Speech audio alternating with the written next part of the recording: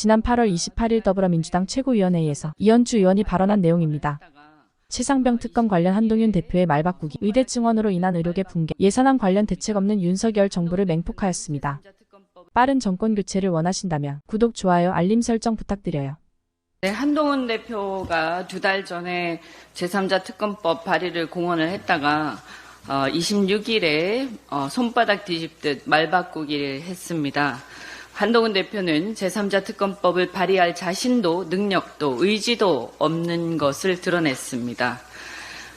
지금까지 한동훈 대표가 김건희 명품백 수수 혐의라든가 그 무혐의 처분이라든가 제3자 특검법에 대해 보여준 태도로 볼 때 윤석열 정권과 차별화하기는커녕 과거 전두환 노태우 사례처럼 차별화 쇼를 할 능력도 의지도 없다는 게 증명이 됐습니다. 과연 어떤 눈꼽만치라도 이 정권과 어떤 독자적인 의사결정권을 갖고 있는지 의심스러울 지경입니다. 한동훈 대표는 국회의 다수당 제1야당 대표가 굳이 독립적인 의사결정권조차 있는지 의심스러운 여당의 대표를 만나서 회담해야 할 이유가 있는지 스스로 입증해야 될 것입니다. 윤석열 대통령이 어제 국무회의에서 교육과 의료개혁 없이는 대한민국 미래가 없다.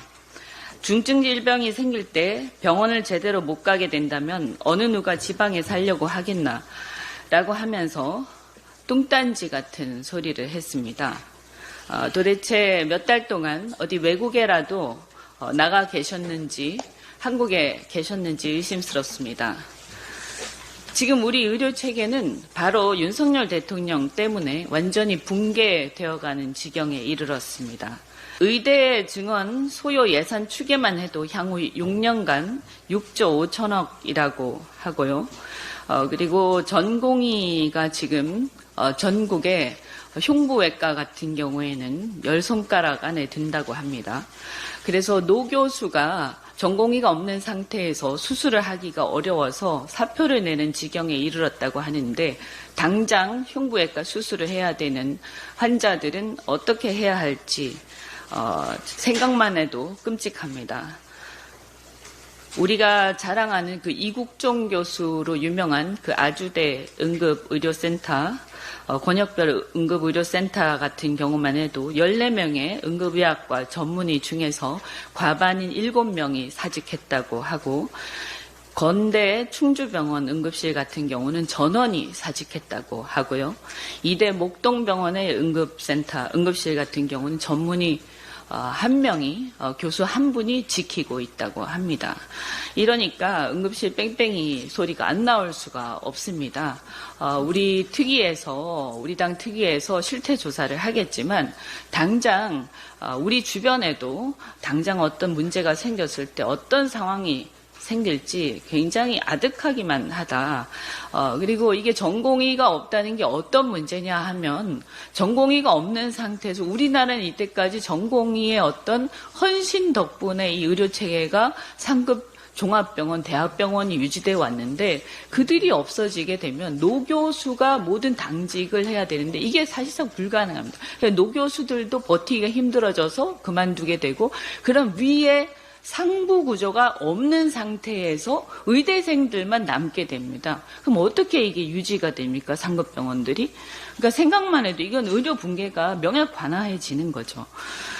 이 부분에 대해서 이런 생각을 전혀 하지 못하고 이것을 밀어붙이고 있는 윤석열 대통령은 대한민국 의료농단의 주범이 될 것이라고 저는 생각합니다. 나중에 이것은 게이트라고 해도 과장이 아니다라고 생각하고 정말 대한민국 의료 시스템을 붕괴시키는 주역이 되지 않도록 이것을 지금이라도 제대로 다시 재점검해야 된다라고 생각합니다.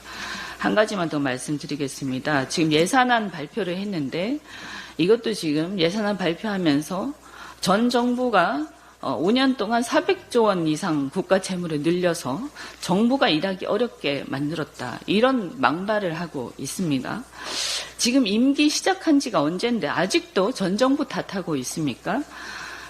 그래도 전 정부는 코로나 사태를 극복하기 위해서 많은 재정을 써야 할 필요가 있었습니다. 그런데 지금의 어떤 추세를 보자면 윤석열 정부마저도 국가 채무가 400조 가까이 증가한다고 합니다. 그러면 자기 자신도 똑같을 겁니다. 거울을 보고 말씀하시기 바라고요. 지금 보면 어쨌든 상당히 많은 재정 수요가 있습니다.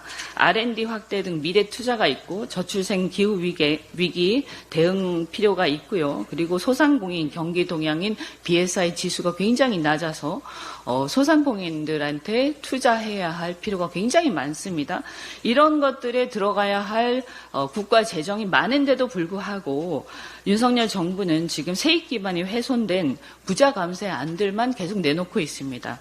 우리 당에서는 일각에서 저도 개인적으로는 금투세를 완화한다든지 이런 부분들에 대해서 일리가 있는 부분도 있다라고 생각하지만 문제는 뭐냐 하면 세수에 대한 대책이 전혀 없이 감세안만 내놓는 것은 퍼주기 감세고 무책임 감세라고 생각을 합니다. 정부가 책임 있게 또 국민의힘이 책임 있게 세수를 어떻게 확보할지 대안부터 내놓고 나서 감세에 대한 안을 내놓기 바랍니다.